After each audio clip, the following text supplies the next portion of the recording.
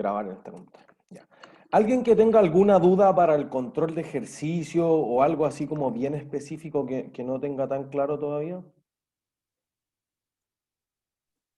Yo tengo una duda, pero no es como de una pregunta específica. Ujú. En la segunda parte del control, ¿había que rellenar los datos que faltaban? ¿O no era necesario? O sea, que cada respuesta te guiaba a eso.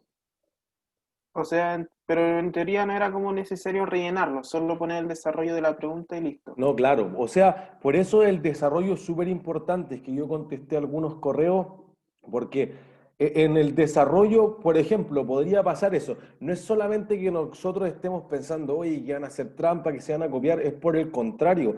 Hay veces que hay gente que ha marcado de casualidad mal el nerviosismo en la respuesta, pero su desarrollo está correcto y si revisamos el desarrollo, eso es lo que más vale, pues, ¿se entiende? Entonces podría ser al revés, que uno necesita el desarrollo para demostrar eso. Entonces, particularmente en ese ejercicio, no es que uno tuviera que rellenar todos los espacios, porque no le salían las mismas preguntas a todos, pero sí el cómo llegaron, sumando, multiplicando, etcétera. Todo ese desarrollo en Word o en Excel, como hayan preferido, eso es lo que debiese estar en el desarrollo para respaldar eso, e inclusive si la hubieran seleccionado mal, pero la respuesta fuese correcta, eso es sujeto a revisión también y han subido las notas en ciertas recorrecciones en esa línea. Entonces, por eso es importante que tengan el desarrollo para, al menos para las preguntas que ustedes les tocaron, pues no les tocaron todas las mismas preguntas a todos.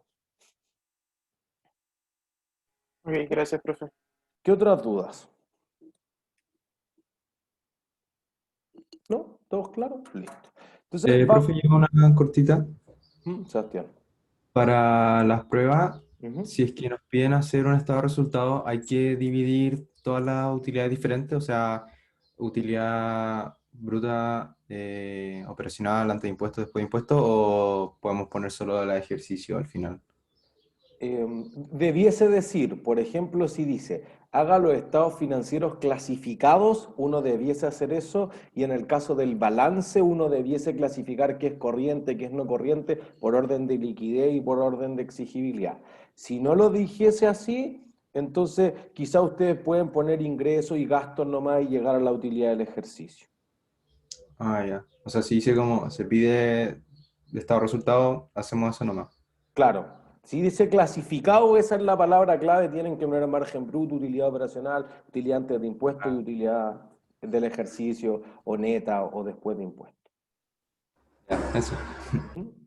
Ya, entonces, acuérdense que el nivel que nosotros esperamos, por ejemplo, para el control de ejercicio, en promedio, porque quizá a alguien después del control de ejercicio le costaron algunas más, algunas menos, es avanzado. Por lo tanto, este ejemplo y el que yo les sugería en el post de la mañana están por encima del nivel que nosotros esperamos, tanto para el control de ejercicio como para la prueba uno. Así que podría ser perfectamente que si ustedes entienden este y el que yo les dije que está la solución más bajo el 5, debiesen estar súper bien preparados, por si acaso. Entonces dice, Una ilusiones... duda pequeña. Te escucho, Carlos. En la prueba tenemos que hacer todo a mano o podemos usar Excel. Pueden usar Excel. En la vida van a usar puro Excel. Ah, ya, bacán. Gracias, profe. Sí, así que si lo pueden respaldar y eso le acorta tiempo, mejor. Porque lo que a nosotros nos interesa es que ustedes obtengan los objetivos de aprendizaje, no que hagan unos súper desarrollos así, lo que les sea más fácil a ustedes, bienvenido sea. Por eso que también yo creo que ciertas cosas como de estrategia es que ustedes podrían, por ejemplo, tener un formato armado de un estado de resultados o de un estado de situación financiera, o si hay que hacer asientos que tengan el debe, el haber y que hagan algo que chequee, que no les vaya a sumar cosas distintas, todas esas cosas que les puedan aportar que no les quiten tiempo en responder la respuesta, háganlo. Y yo creo que una de las ventajas no es nada antiético, creo que es algo que uno debiese hacer si está en digital, porque después los programas informáticos que hacen la contabilidad de la empresa hacen exactamente eso. Entonces dicen, oye, si la suma del debe con el haber no cuadra, está mal hecho el asiento, no entra al sistema, y así sucesivamente. Entonces, si ustedes quieren tener algo de ese orden, me parece totalmente válido. Ok, profe, muchas gracias. Entonces, dice, Ilusiones Financieras Sociedad Anónima es una compañía dedicada a prestar dineros para proyectos personales a tasas preferentes a sus clientes que registren un buen comportamiento de pago y rating de crédito histórico. El término publicitario de tasas preferentes y el demoroso estudio del sujeto de crédito han brindado una gran imagen a la compañía y altas ventas, considerando que la tasa de interés cobrada es de 52% al año. La empresa tenía un despistado contador que no anotó la glosa, digamos, el detalle de la transacción de ninguno de los registros, permitiendo entender a quienes leyeran el libro diario que se estaba registrando. Lo que apareció en las últimas 5 transacciones fue lo siguiente, y tenemos 5 asientos. ¿Sí? Y lo que te piden es, indique qué asientos están malos, qué transacción se está efectuando en cada uno y qué sugeriría para realizar el registro contable correctamente. ¿Entiendes? Entonces, no te están diciendo, oye, haga el asiento de si compró, vendió o no, porque eso es un poco más mecánico. Aquí es quizá al revés. Aquí están los asientos y ustedes díganme si está bueno, si está malo o qué ocurrió detrás de... Y digamos, qué ocurrió detrás de eso. ¿Sí? Entonces, ¿el primer asiento está bueno o está malo? Malo. ¿Por qué? Mal. Porque como que dio vuelta, por así decirlo, puso montos en el debe que iban en el haber y viceversa. ¿Qué colocó en el debe que iban a ver? Por Está todo al ejemplo, revés. ingresos por venta lo puso en el debe, pero eso es patrimonio, entonces debería subir por el haber. Eso supone que está creciendo el ingreso. ¿Podrían bajar los ingresos, no? O sea, sí, pero esa transacción en sí se ve, o sea, asumo que es como por una venta de producto, Ya, porque o tiene sea, existencia, costo de explotación. voy a ponerme en todos los casos, porque esta es la gracia de los ejercicios en clase para que nosotros podamos debatir y como darle una segunda vuelta ya. ¿Está malo si fue una venta 50% al contado y 50% a crédito? ¿Todos de acuerdo? Porque está al revés. O sea, si fuese una venta, ingresos por venta debería ir al abono y el efectivo y las cuentas por cobrar deberían cargarse, las existencias bajan por el haber y los costos, que son una cuenta de gasto, los costos de explotación o de venta o de las mercancías vendidas, suben por el debe. ¿Sí? Ya, es cierto, si es que está malo, pero si está bueno, ¿alguien me puede explicar qué transacción hay detrás si está bueno? Una devolución. Una devolución, po. Es todo lo contrario a una venta. Entonces, si te devuelven un producto, ¿qué le aumenta a la compañía? La existencia. La existencia, po. Y las existencias crecen por el debe o por el haber. Por el debe. Por el debe, po. O sea, está correcto eso. Y como te devolvieron el producto, no tengo el gasto porque todavía tiene el potencial de generar beneficio económico futuro. Y entonces tengo más o menos ingresos. Si te anularon la venta.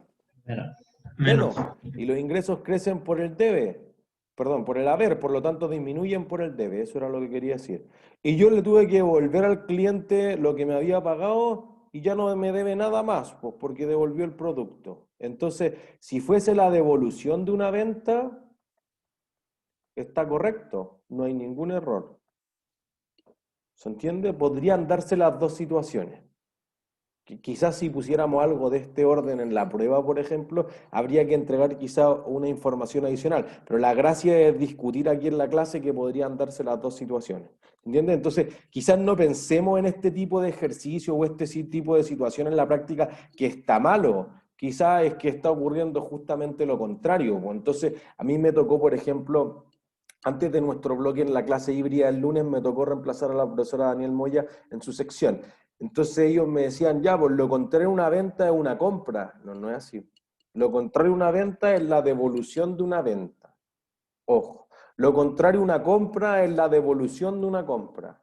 Es distinto eso. Entonces tú compraste un producto, llegaron al puerto y no era el producto que quería y se devuelve todo. Eso es la devolución de una compra. ¿No? Venta y compra no son antónimos, por si acaso. ¿Sí? ¿Duda hasta ahí? Benjamín. Profe, pero entonces estaría bueno o malo dependiendo de cómo nosotros Claro. lo interpretemos. Ujú.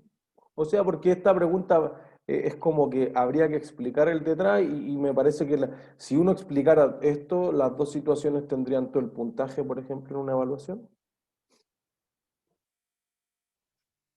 Ujú. Segundo asiento. ¿Está bueno o está malo? Está bueno, ¿Está bueno? ¿Por qué? ¿O qué ocurrió mejor? porque eso quiere decir que uno de los socios aportó con Ujú. efectivo y con un terreno. Eso, listo. Un aporte de capital en efectivo y en especie. ¿Se entiende? Puso un terreno, puso 600 luquitas y eso aumenta el patrimonio. Entonces está bien, pues no hay ningún problema porque el capital social siempre debe crecer. Acuérdense que lo que nosotros decíamos, oye, no puede bajar el capital social, porque para bajar el capital social quiere decir que tú estás liquidando la empresa. Y uno de los principios de la contabilidad es que la hipótesis de la empresa en marcha, la firma sigue mientras es el horizonte hacia el infinito y más allá quizás. O sea, lo que decíamos al principio cuando hablábamos de organización económica, tú constituís una empresa, un emprendimiento, etcétera, no quieres que quiebre, quieres que siga, ojalá mucho tiempo más. ¿Se entiende? Entonces está buena y la suma de los saldos da 8.700.000, así que no hay ningún problema. ¿Sí? Tercera transacción. ¿Está bueno o está malo? Está malo Está malo, ¿por qué? porque la utilidad del ejercicio al final es como un estado de resultado eso. O sea, Mm. es que no es un asiento, ¿no? Podría ser un asiento, lo que veíamos el lunes al final. Podría ser un asiento de cierre quizá. Es que si fuese un asiento de cierre, los costos deberían estar al haber y los ingresos Perfecto. al... Eso es, porque tiene que ser justamente todo lo contrario. O sea, si la empresa tuvo ingresos por 1.000.000 y costos por 800, realmente gané 200 lucas, pero la utilidad del ejercicio debiera ir a utilidades retenidas y eso sería al otro lado, entonces no cuadraría. Entonces está malo. ¿Qué transacción hubo acá? Una venta. Una venta. Entonces está malo por dos cosas. ¿Cuál es la contrapartida aquí del ingreso por venta? Efectivo.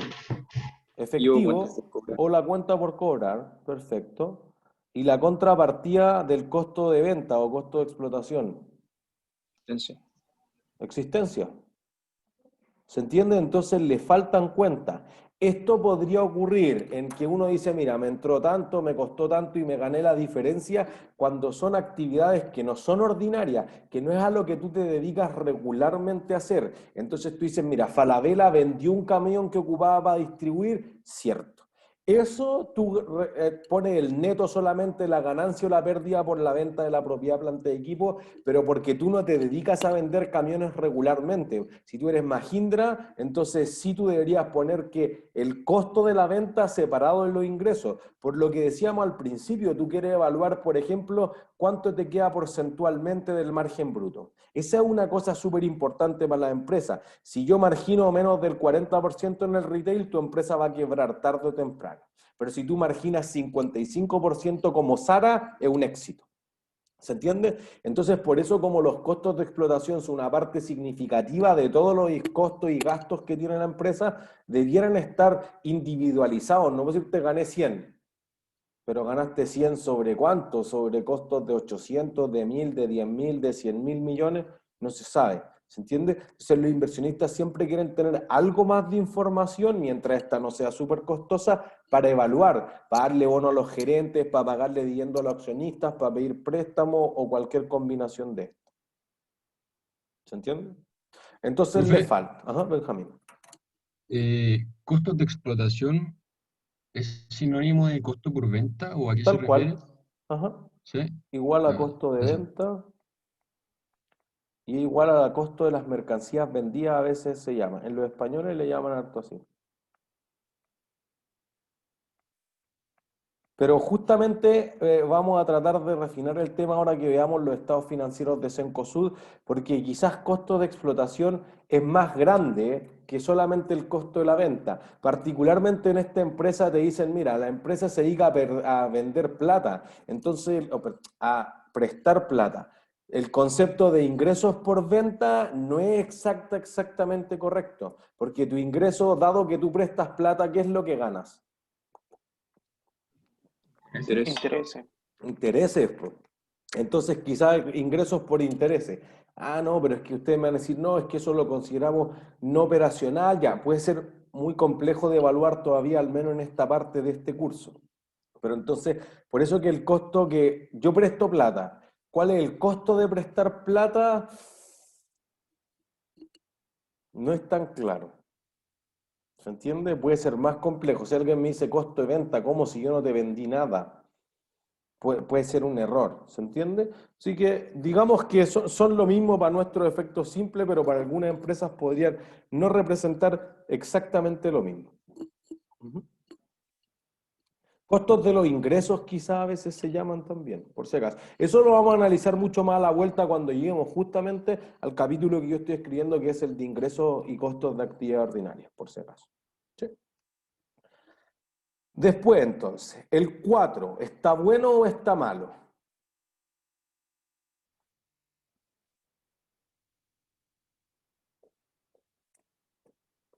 Está bueno, ¿no? Malo. ¿Está bueno? ¿Malo? ¿Por qué?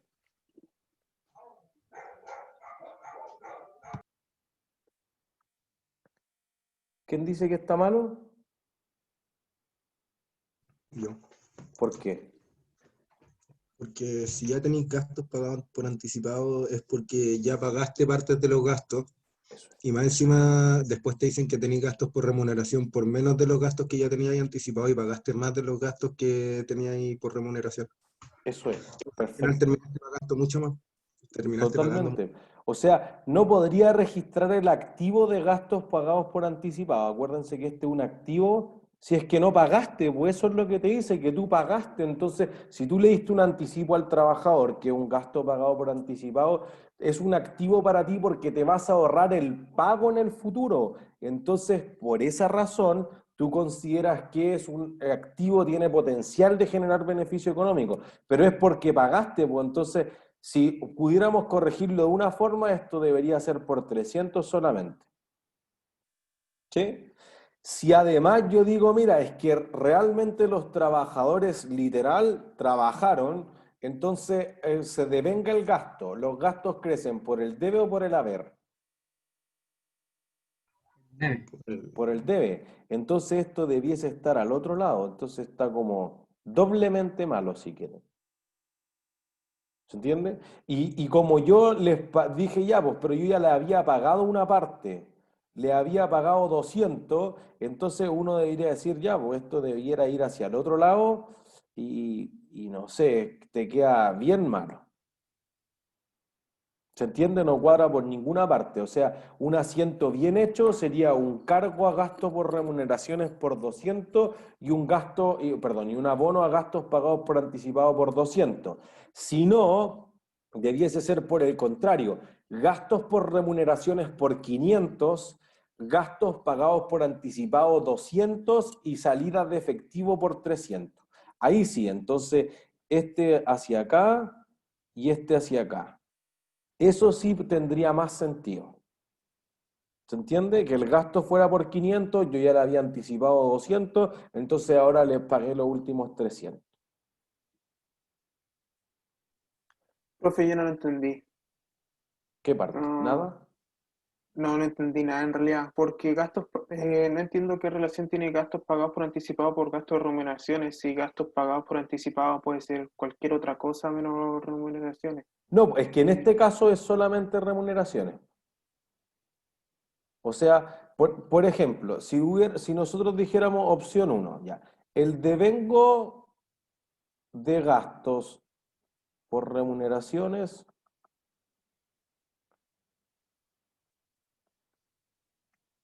de los cuales se había anticipado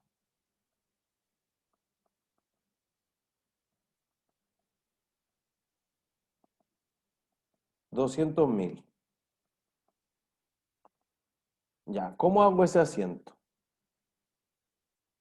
Ustedes díganme. Si es un gasto, ¿cargo o abono? Cargo. Cargo, listo. Gastos por remuneraciones.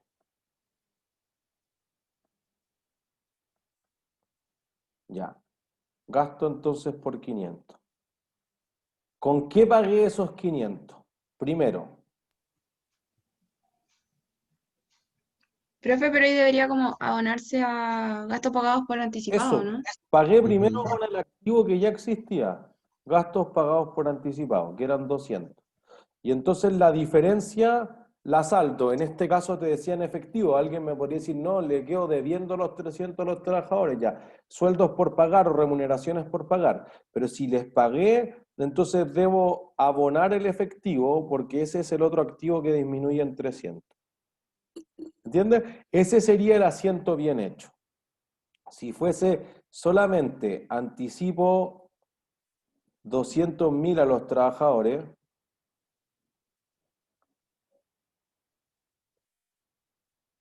entonces podría decir, listo, cargo gastos pagados por anticipado por 200. ¿Y qué abono? Efectivo, ¿no? Efectivo. ¿Se entiende? Que justamente era lo que decíamos el día lunes, que en realidad, mira, este gasto todavía no se ha generado, estoy creando un activo, pero que eventualmente se va a consumir después. Entonces, digamos que esto fue, lo necesitaba para fiestas patrias, entonces lo anticipaste el 15 del 9 del 220. Y después al final del mes, hoy día, entonces pago los sueldos. ¿Se entiende? O Sí, profe, ahí eventualmente, entendí. insisto, alguien podría decir sueldos por pagar. Pues no, quedo debiendo porque yo pago el último viernes, pago el 2. ¿Se entiende? Lo cual no quiere decir que el gasto igual se tenga que devengar el 30, porque ese será tu cierre contable del trimestre, del mes. ¿Se entiende? Sí, profe, ahí lo entendí. Perfecto. Gracias. Vuelvo acá entonces. Se borró todo.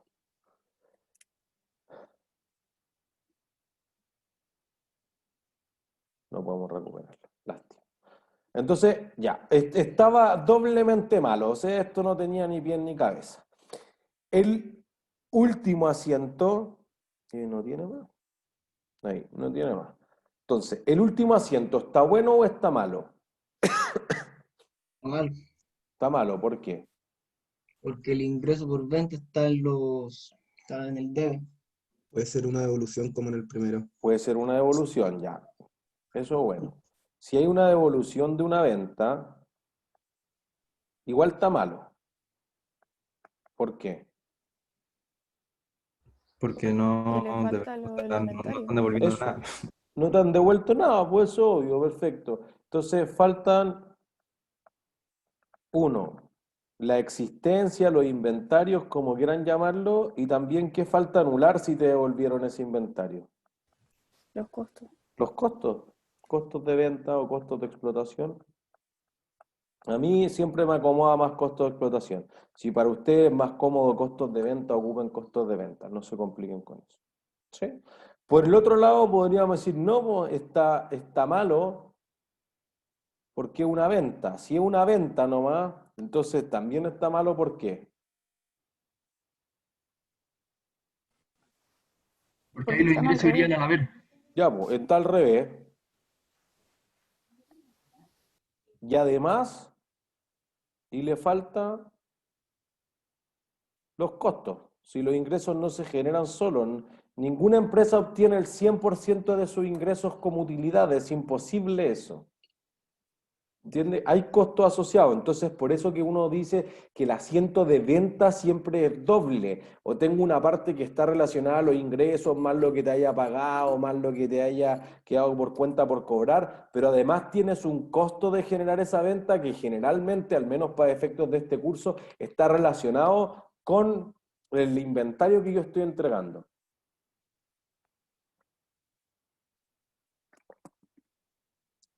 ¿Sí? ¿Es claro para todos? ¿Dudas?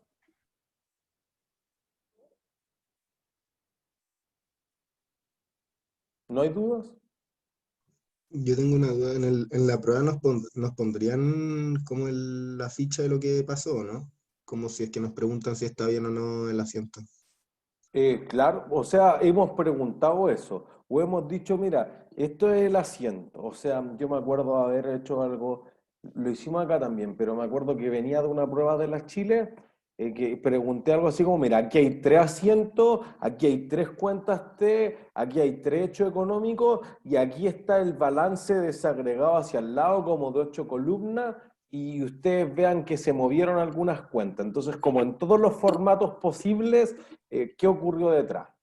Entonces, en algunos casos era como haga los asientos, que quizás es más mecánico. En alguna, aquí está el asiento, dígame si está bien y dígame qué ocurrió detrás. En algunos era, mira, esta cuenta T aumentó por este lado, se movió con esta, y quizás le es más cómodo a usted imaginarse el asiento. O que están todos hacia el lado, tengo que mirar el saldo de este contra el de este, y la variación es lo que hubiera ocurrido en el hecho económico. ¿Entiendes? Es como que son como todos los aspectos posibles poder preguntar. Así que podría ser y podría no ser. Ya. ¿Sí? ¿Todos claros con ese ejercicio entonces? Si no, acuérdense que el set siempre tiene las soluciones. Entonces ahora vamos a la parte de Cencosud. Entonces, ¿dónde quedó esto? Voy a cerrar el set de ejercicio. Y voy a abrir la memoria de Cencosud.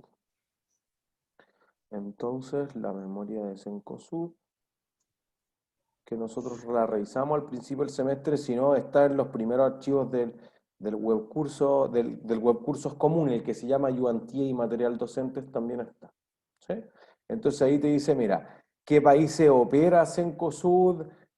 ¿Cuáles son tus principales activos? Y te pone el Costanera Center La Torre, ahí es donde está la plata invertida, no en el mall que son 6 pisos, sino en los otros 80 pisos, etcétera, etcétera, etcétera, ¿sí? Entonces, fíjense que ahora ustedes debieran entender mucho más que está presente aquí. Entonces te dice ya, ¿qué es lo que cree el presidente del directorio? Ah, porque se está refiriendo a los accionistas, ya. Después la carta del gerente general, quizás se está refiriendo a los trabajadores. Ciertas cifras que hicimos en el 2019, ¿cuál es el modelo del negocio? ¿Qué grupos de interés cubrimos? No solamente los accionistas y los prestamistas, los acreedores otros, digamos, los proveedores, los trabajadores, los reguladores, etcétera. ¿Sí? Después fíjense el concepto de materialidad. ¿Qué era el concepto de materialidad? ¿Alguien se acuerda?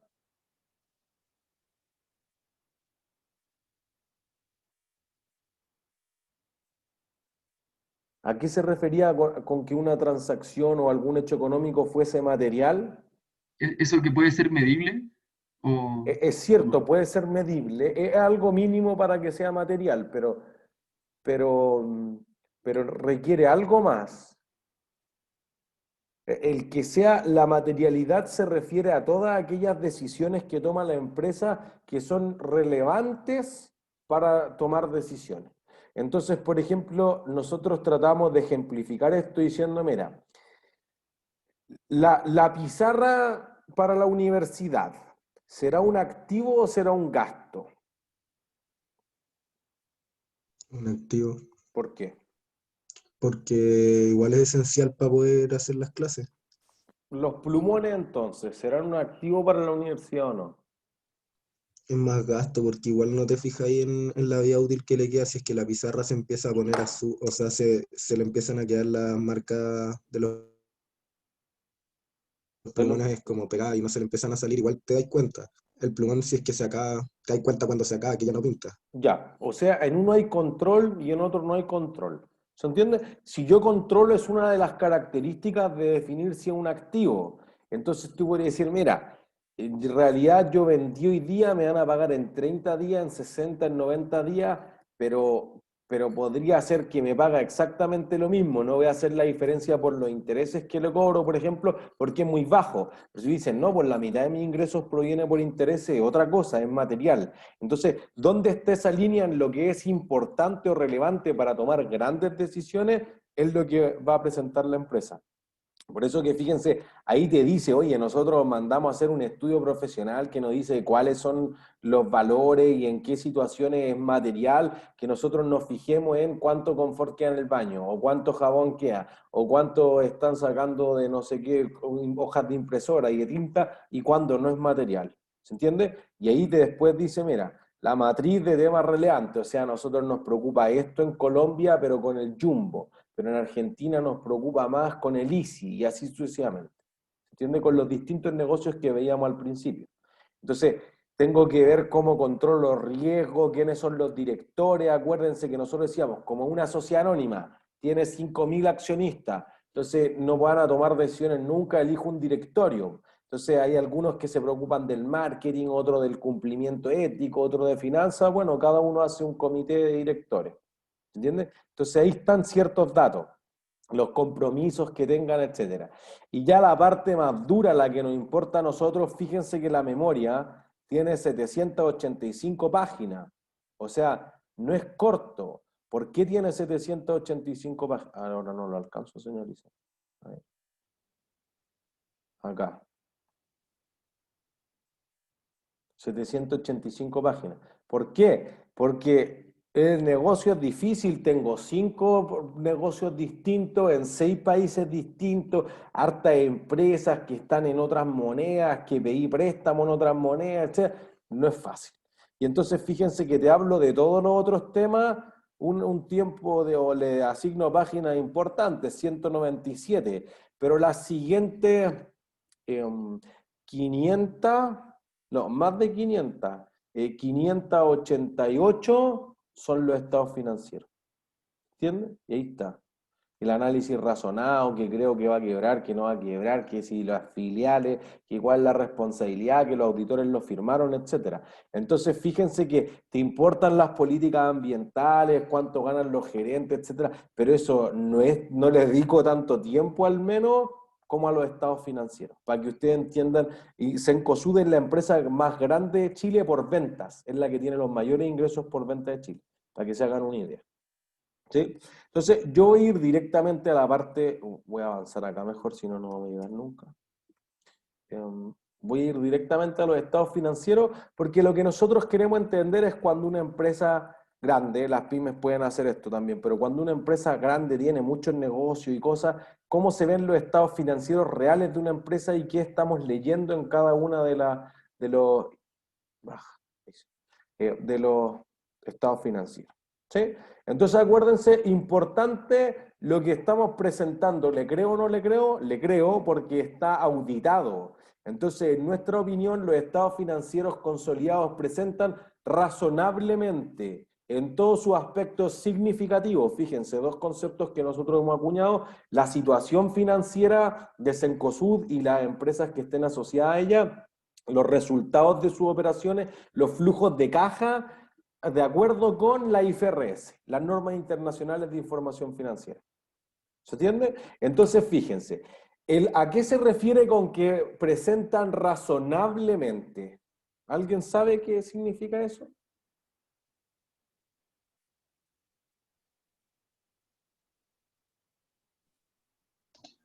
¿Cómo, profe? ¿A qué se refiere que presentan razonablemente? De que no se puede como medir todo exacto, ¿no? Eso es. O sea, no son perfectos. No te dice, mira, si yo digo que hay 10 millones en inventario, capaz que hay 9.900.000 o capaz que hay 10.100.000.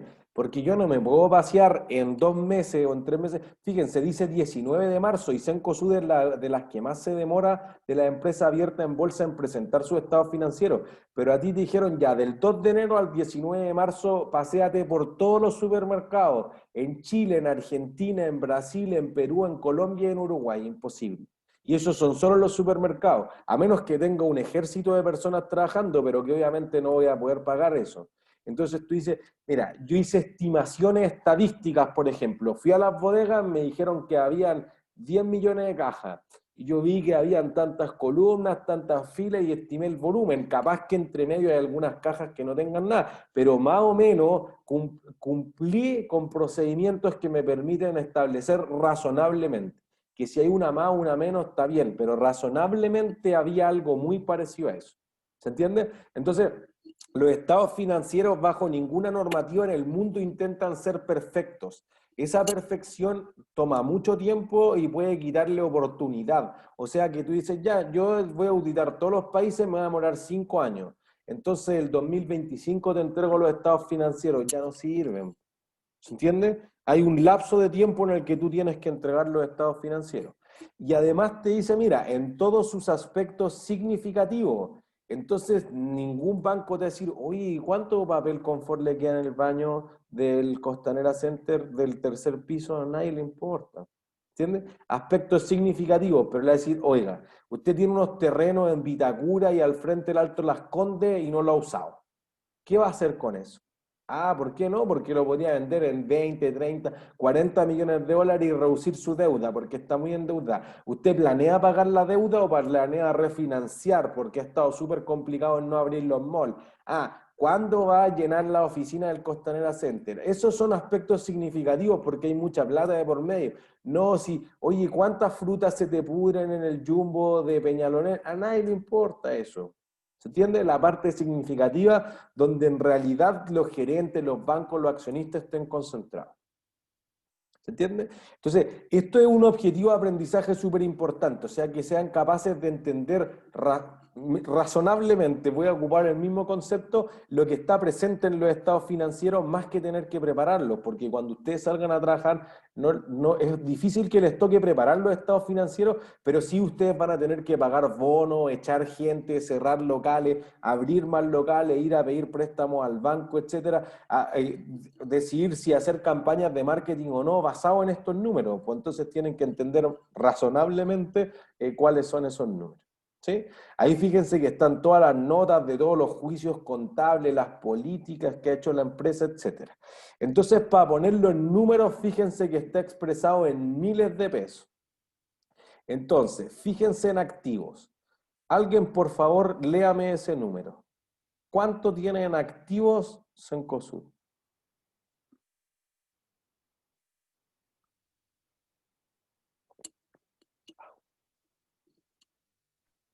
$12 billones, ¿no? Exacto. Muy bueno. Un punto premio. 12 billones, que no es lo mismo que decíamos al principio del curso, que 12 billions. Un billion en inglés es 1.000 millones. Un billón de nosotros es 1 millón de millones. Es un trillón para Estados Unidos. Entonces uno dice, ah, ya, tengo 12... 3 números más, 3 números más, 3 números más y después 3 ceros porque todas las cifras estaban en miles. Entonces tiene 12,25 billones de pesos en activos. ¿Sí? Millones de millones. ¿De miles? ¿Está mal dicho? ¿Miles de miles? Sí, Eso es miles de billón. millones. Creo que es lo mismo, ¿no? Eso es un billón, po. O sea, miles de millones. No me suena que esté mal, no creo que casi nadie lo diga, eso sí. O sea, porque el término en español existe como millardo, miles de millones, pero si alguien nunca lo había escuchado es por esa razón, prácticamente nadie habla de millardos. ¿Entiendes? Pero miles de millones suena que es posible asimilarlo a como un billón. ¿No? Entonces, fíjense, ¿cuál es el activo más grande de Cencosud?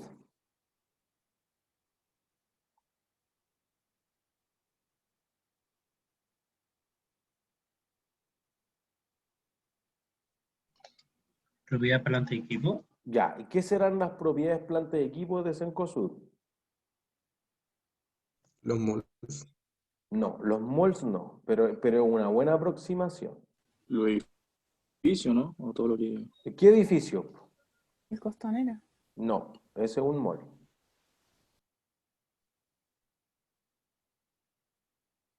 ¿Qué otra cosa podría ser?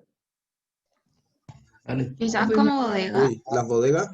Ya las bodegas. Entonces, fíjense, ahí este es el número que estamos viendo, 3,4 billones.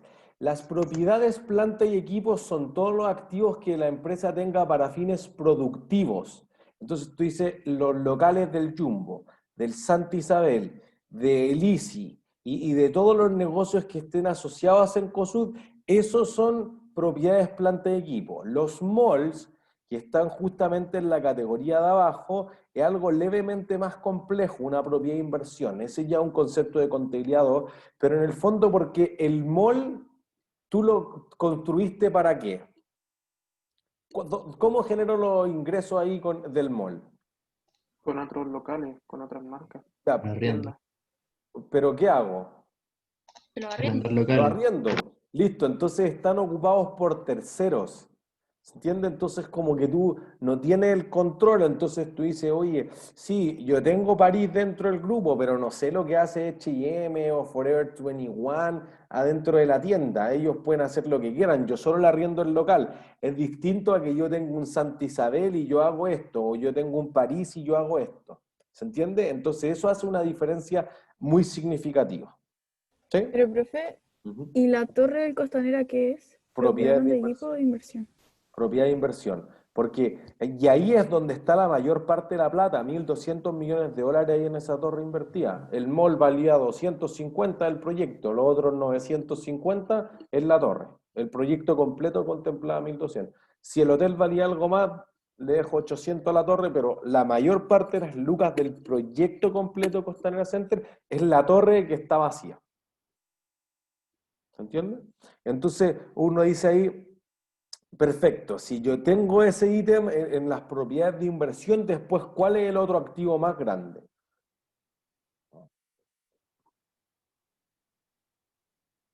¿Cuál es el otro activo más grande?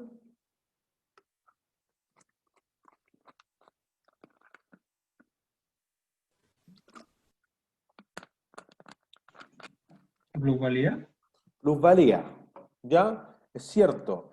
Plusvalía es un concepto, digamos, es complejo de interiorizar, pero la plusvalía es como el mejor porvenir. En inglés quizás es más claro, es el goodwill. Entonces, esto solamente surge cuando tú te fusionaste con otra empresa. La mayor parte de esa plusvalía surge porque tú compraste Johnson y pagaste más porque tú decías, mira, yo voy a poder negociar mejor con los proveedores, tenemos una sinergia, entonces voy a ocupar los mismos camiones que para París, para el Jumbo, etcétera, y lo que no se venda en París lo vendo en Johnson y entonces vamos a generar mejores flujos a futuro, entonces estoy dispuesto a pagar un poco más por adquirir esto.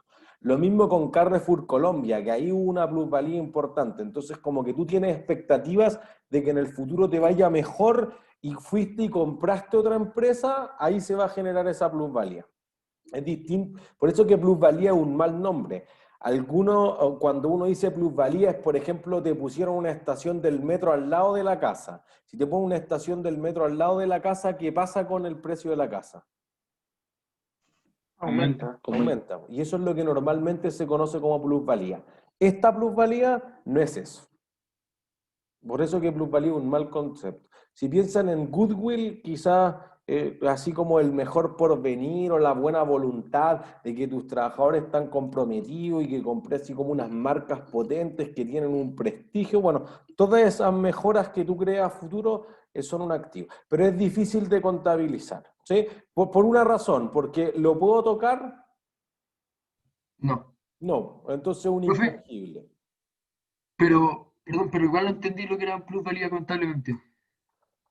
Todas esas cosas juntas, el prestigio, la buena relación con los trabajadores, clientes fieles, proveedores fieles, y que eso te va a traer mejores ventas a futuro, y ahora tú dices, ya, si yo voy y digo, mira, Johnson vale 100, pero junto conmigo vale 200, porque yo la voy a hacer mejor, entonces quizás la compro por 150, ese 50 extra que pago respecto a lo que valía contablemente Johnson, entonces es lo que tú vas a registrar como plusvalía.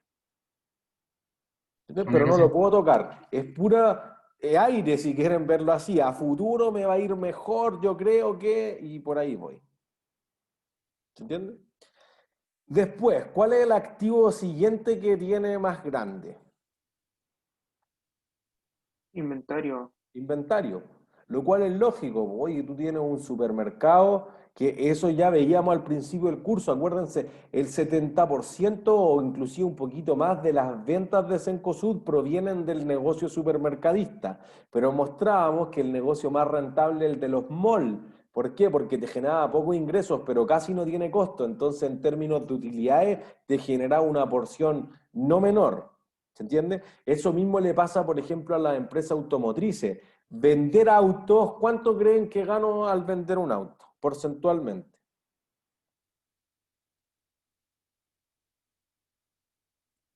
¿Cuánto te quedará del precio de venta como porcentaje? 70. ¿Cuánto? No, 10%. 30. 5.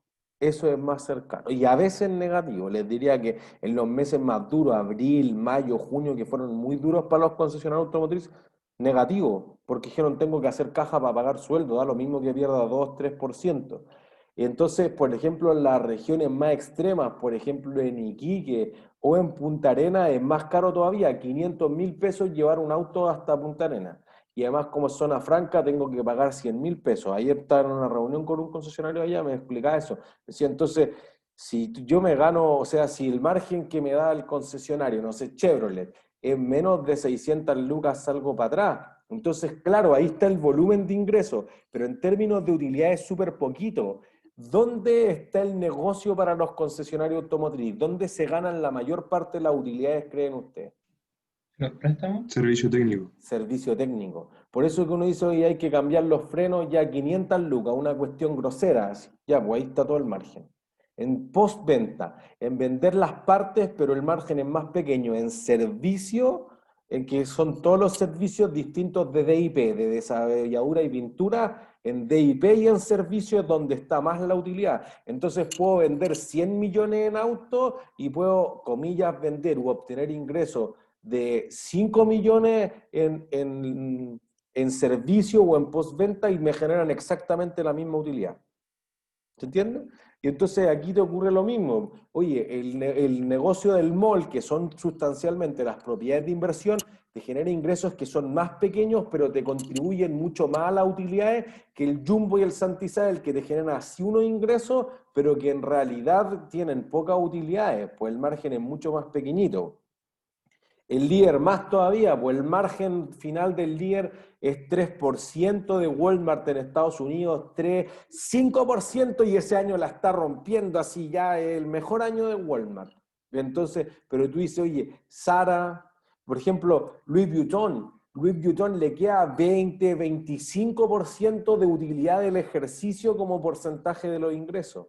Pero eso no le queda a un supermercado, ¿se entiende? Entonces esos márgenes van variando de acuerdo a las empresas porque algunas venden menos, no tiene el mismo tráfico de gente el Jumbo que las tiendas de Louis Vuitton, o al revés, si tú vendes Porsche o vendes Aston Martin o Bugatti, etcétera, vendo una unidad al mes y capaz que es muy exitoso, pero si tú vendes Toyota, quizás tienes que vender 500 unidades al mes o el negocio es malo, ¿se entiende? Los inventarios de la compañía, ¿qué serán? ¿Qué cosas son físicamente?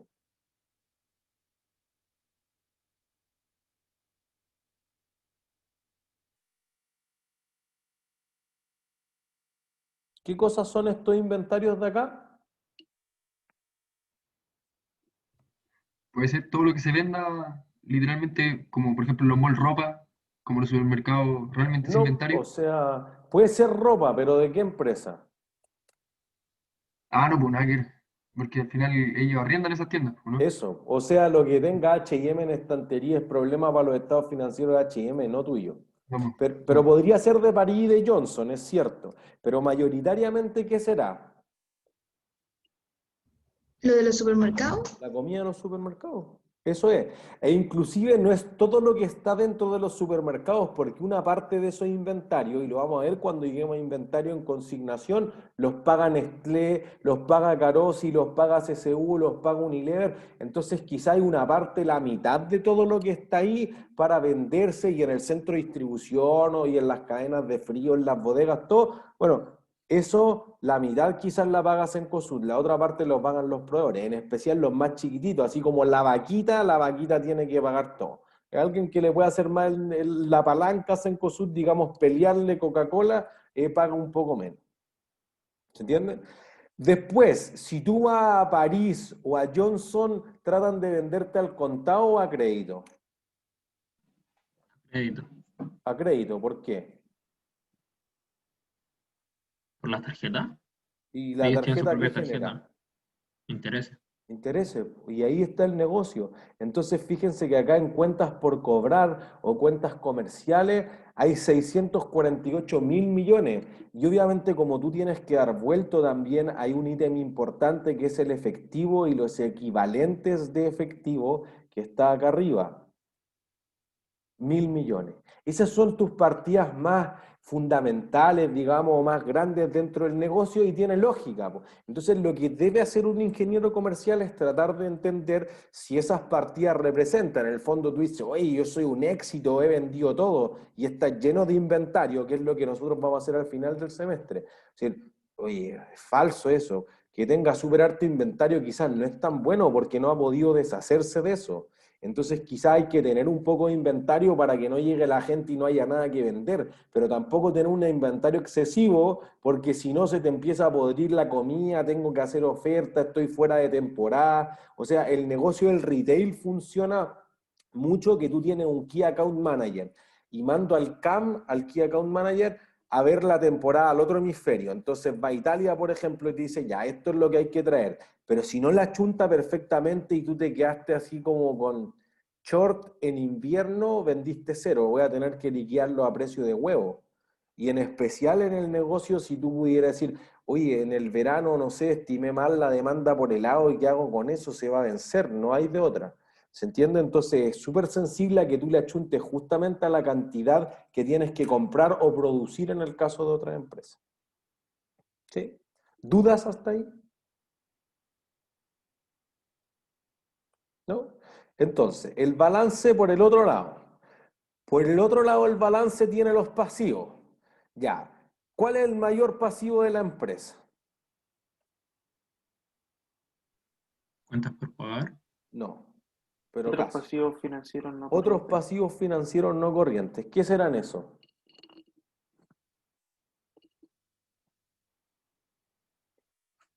¿Deudas? Deudas. Gastos. Entonces, ¿deudas para qué? Para invertir. Eso es. Porque tú construiste un mall, no voy a recuperar la plata en un año, me voy a demorar 10 años, 15 años, 20 años, un supermercado, etcétera. Por eso que estén no corrientes, acuérdense, es de largo plazo. Entonces, tú dirías, mira, lo que sí voy a hacer es que si tú me traes los yogures de Nestlé, te los voy a vender súper rápido. Entonces, ¿en cuánto tiempo le pagaré a los proveedores? En poco tiempo. ¿Cuánto es poco? ¿Menos de un año? Menos de un año, listo, y por eso que tu otro mayor pasivo es cuentas por pagar. ¿Se Oiga, entiende? Ahí profe, están 2.000 millones. Ajá, Klaus. una pregunta, en este estado financiero, o sea, bueno, como que al final se establece cuánto es el ciclo contable de la empresa, Sí, en alguna claro, parte o sale sea, escrito. nosotros vamos a ir después abriendo las notas. Cuando vayamos a inventario, vamos a abrir el inventario. Cuando vayamos a cuentas por cobrar, vamos a abrir las cuentas por cobrar y ahí vamos a leer. Oye, ¿cuánto tiempo pasa para que tú la declares incobrable? ¿Qué cosa es exactamente lo que consideras tu inventario? ¿Cuánto es lo que consideras corriente? ¿Es un año realmente o consideras que es más de un año? ¿Qué es pasivo financiero? Ah, los que generan intereses y así sucesivamente. Entonces, sí vamos a contemplar eso con seguridad. Pero ahora queremos ver más la descripción general, después como que le vamos a ir haciendo doble clic a cada una de las cuentas. Por eso que fíjense que ahí al lado hay una columna que dice notas. Entonces, si yo quisiera saber, oye, ¿cuánto me demoro en pagar a los proveedores? Voy a la nota 18 y me dice eso. Yo quiero decir, oye, esto suena como a préstamos, pero podrían haber otras cosas. ¿O en qué moneda están esos préstamos? Bueno, tengo que hacer doble clic en la nota 17. Y por eso que hay 600 páginas hacia abajo explicándote de dónde salieron esos números. ¿Se entiende? Pero eso lo vamos a desagregar más en la segunda mitad del semestre, digamos. Entonces, fíjense que aquí, ¿en cuánto tiempo le pago a los proveedores? Menos de un año, ya, pero ¿cuánto? 30 días, 90, 180. Depende del producto. Diría que no depende del producto, porque si yo te traigo leche en Nestlé o yo te traigo chiquitina, ¿hay alguno que te pago antes? No. No. ¿De qué depende en cuánto tiempo te pago? En cuanto me lo compren. No. O bueno, sí, una parte de eso es cierto. O sea, es probable que no te pago al contado de ninguna forma, porque, y ahí depende un poco de la negociación que pueda hacer. Si tú me trajiste chiquitín y se vencieron en la góndola, manda un reponedor a costo de Nestlé, sácalo, ponme el producto nuevo y tú perdiste plata. El Jumbo no va a pagar nada. Así es el negocio. Pero, ¿de qué dependerá si yo te pago a 30, 60 o a 90 días? Que digamos que es el plazo que impuso la ley hace algunos años, porque hubo un tiempo, el Unimark, por ejemplo, se demoraba 220 días en pagarle a los proveedores. Capaz que Unilever aguanta y Procter & Gamble, pero la Vaquita o cualquier otro proveedor mucho más pequeño no aguanta. ¿Se entiende? Entonces, ¿de qué dependerá si le pago a los 30, a los 60 o a los 90 días? Depende de dos cosas. ¿De qué dos cosas? ¿El tamaño del proveedor? Eso, del poder de negociación que tenga. Entonces, si ustedes son Coca-Cola, le pueden hacer más palanca al Jumbo. Si tú tienes un emprendimiento de aceite de oliva y quieres que te den medio metro cuadrado en la góndola, abajo, al fondo, donde la gente lo apatea, no lo ve, no tengo nada que hacer, el Jumbo se va a reír en tu cara. Pero si tú eres Coca-Cola y llegaste dos, CSU, Caros y empresas que te dieran 3, 4 pasillos, tengo más palanca para ir a negociar.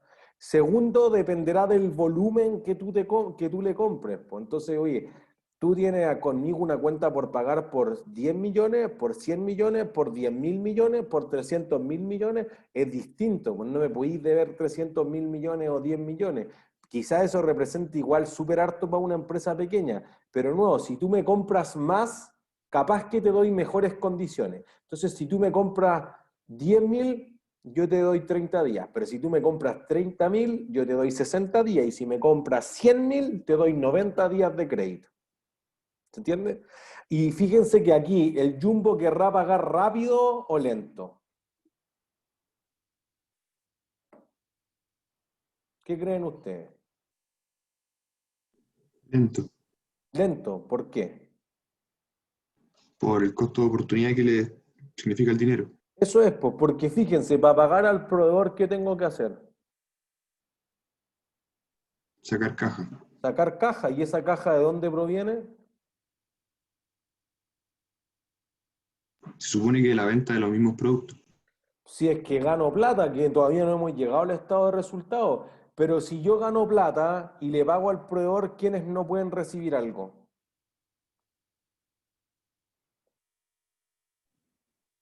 ¿Los accionistas? Los accionistas, pues estoy renunciando a dividendo. Entonces prefiero que se enojen Nestlé a que se enojen los accionistas. Y si no, tengo que ir a pedirle plata al banco. Por eso que otros pasivos financieros no corrientes es un ítem súper significativo. Pero Nestlé, si le pago a los 90 días, me cobra lo mismo. Si yo le pago 90 días después al banco, ¿qué me cobra? Interés. Intereses, pues entonces es más barato apretar al proveedor, ¿se entiende? Por eso que hubo que ponerle límite, porque si no era una cosa feroz, así como que nadie le podía hacer la competencia al líder, al Jumbo, inclusive al Unimark, que es el tercero en términos de la participación de mercado. ¿Se entiende? Ese son el tipo de relaciones que un ingeniero comercial debería absorber de la contabilidad que nosotros esperamos para la prueba del sábado, además. Entonces, fíjense que del total de los 12 financia algo así como un 60% con pasivo y el restante 40% es el activo, el patrimonio, perdón. Entonces tiene la cuenta del capital social o el capital emitido, más las ganancias o las utilidades acumuladas y ya, cosas raras, primas de emisión, acciones propias en cartera y otras reservas. El ítem que teníamos en las láminas que yo le ponía cosas raras. ¿Entiendes? Y ahí ya puede ser negativo o positivo por otras cosas mucho más complejas. Pero la mayor parte proviene de utilidades acumuladas. Fíjense que es más o menos la mitad y el otro es capital emitido. ¿Sí? Estado de resultado, entonces, fíjense que aquí ya se complejiza más, pues no es tan como el que nosotros hemos hecho en clase, ese es simple. Entonces tú dices, mira, ingresos de actividad ordinaria, ¿qué tengo ahí? Una parte importante en las ventas que hice en el supermercado, 9.500 billones, perdón, 9,5 billones de pesos, exageré el número. ¿Sí? Y fíjense que de margen te queda 2,67, súper harta plata, pero si uno lo mide ahora porcentualmente, quizás el 30%. Entonces el negocio de la comida tiene menos márgenes que otro. Después le voy a quitar todos los otros ingresos, si tú vendiste camiones o arrendaste publicidad o unos localcitos, etcétera, lo que me cueste distribuir la comida, lo que le pago a la gente, la oficina y otros gastos de administración, cualquier ítem más pequeño y te queda del negocio puro 713 millones. ¿Se entiende este número que tenemos acá? Sí, no sé por qué se me... Ahí. ¿Sí? Después, entonces, todas las cosas que no tengan que ver con tu negocio puro, que como entenderán, eso es los arriendos del mall, la venta de la comida, la venta de poleras, de electrodomésticos, los intereses que cobró por mucho tiempo con el Banco París, etcétera. Entonces ahora todos los ítems que yo, como tengo caja, le invierto en un depósito a plazo o le cobro algo a los clientes y ahí genero intereses, que son los ingresos financieros, los gastos por intereses que le pago a los bancos de estos 282, lo que participen en un negocio que estamos asociados en Perú con no sé qué empresa, yo tengo un 20% nomás, yo tengo cuentas por cobrar en Colombia en pesos colombianos, pero presento en pesos chilenos. Entonces, si el peso colombiano sube o baja en comparación con el peso chileno, te genera este gasto o ingreso, depende si te juega a favor o en contra, de las diferencias de cambio, este ítem que está acá. ¿Entiendes?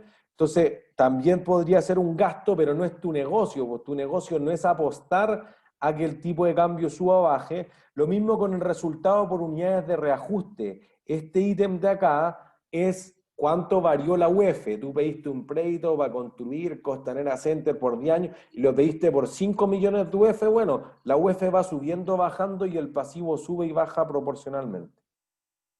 ¿Se entiende? Y entonces eso es lo que te termina presentando en última línea, es decir, listo, esta es mi utilidad antes de impuestos, pagué esos impuestos calculados bajo contabilidad tributaria y esto es lo que te queda de las operaciones continuadas, es decir, de los negocios que vayan a seguir el próximo año, que justamente este año no he tenido ninguna diferencia significativa. ¿Sí? Y entonces, fíjense que, por ejemplo, aquí te separaban el último trimestre, y con esto terminamos. ¿Por qué te separaron el último trimestre del año 2019? ¿Por qué habrá sido súper importante para el retail? ¿Alguien se le ocurre por qué? Por un punto premio. ¿Por el estallido social? Eso es. Y fíjense que el estallido social le habrá ido bien o mal. Malito. Mal, porque aparte tiene todo lo que fueron que les quemaron los locales, que hubo tener que cerrados, gastos de rehabilitación, etcétera. Entonces perdieron en ese trimestre 25.000 millones, lo cual es súper mal porque miren que el 2018 en el mismo trimestre ganaban 140.000. El retail tiene el mejor trimestre en el último trimestre. ¿Por qué razón? Por Navidad. Por la Navidad, po. Y este es el peor trimestre del año 2019, por el estallido social. ¿Se entiende? Entonces, ahí hay cosas que son bien significativas de estar mirando en los estados financieros. ¿Dudas? ¿Podría subir un poquito? Poquito Subo, nomás. subo. Ahí no, por favor.